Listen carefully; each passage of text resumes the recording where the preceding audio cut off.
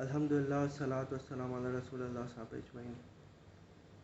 Today I am going to prove the satar of men and as well as satar of women from the Quran itself.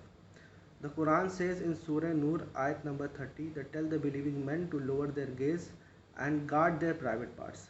Now, guarding the private parts does not only mean covering the private parts, but it also extends to their respective limbs. For example, the man's lower private part is the the knee is attached to it, the thighs are attached to it. So a man is need to cover the thighs, the knees, as well as their front and back private parts. So this is the satar of man in front of man, other men, or in front of the woman. This is the minimum. This is the minimum area of his body which he needs to cover in front of other men as well as women. Now coming to the women, Quran says in the next ayah that tell to the believing women that they should lower their gaze and guard their private parts.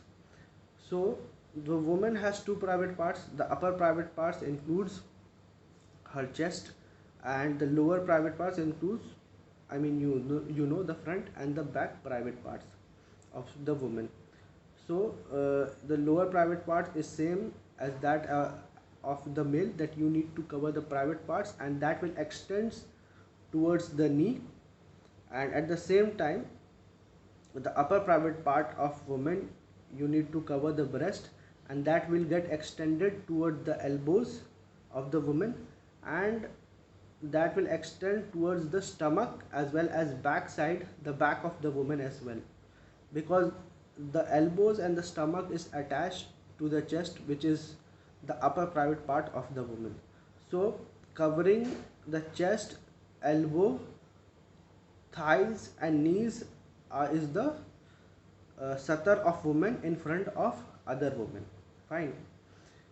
Then Quran also mentioned that you need to cover you do not need to expose the adornments.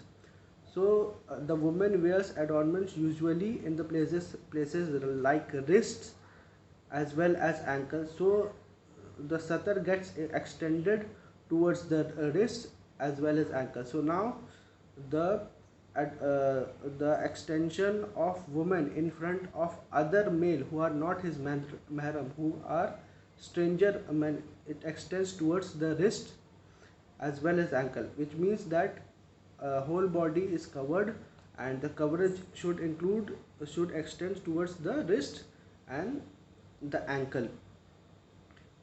And Quran also mentions the head cover, uh, that so the woman also need to cover her head, and with the head cover she needs to cover her chest.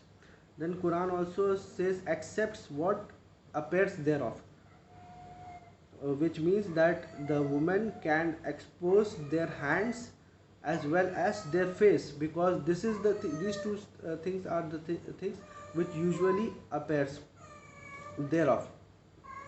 Fine. The fuqaha, majority of them, has agreed that this means the face as well as the hands. And so this is the satar of women, or the hijab of women, in front of the other men who are not related to him. Then also the Quran gives then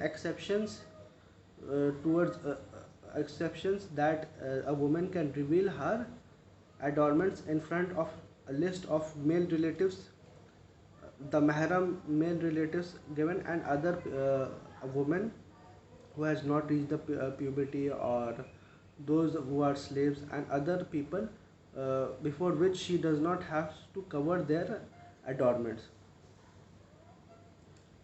And it also extends to give, it also said that you do not that you should not stamp your feet, so that people will get attracted by the sound of your adornments. So this is the complete body cover of men as well as women. The men need to cover, or the minimum coverage of men is from the navel to the knee, and the minimum coverage of women in front of other women is the chest, the stomach, the knee and the private parts, both upper and lower, in front of other women. And in front of other men you need to cover the whole body except the face and the hand. So the coverage will extend from the wrist towards the ankle. And in front of men who are mahram to the women, you can expose the adornments in front of them. A long list is given in the Quran on before whom you need to expose your adornments.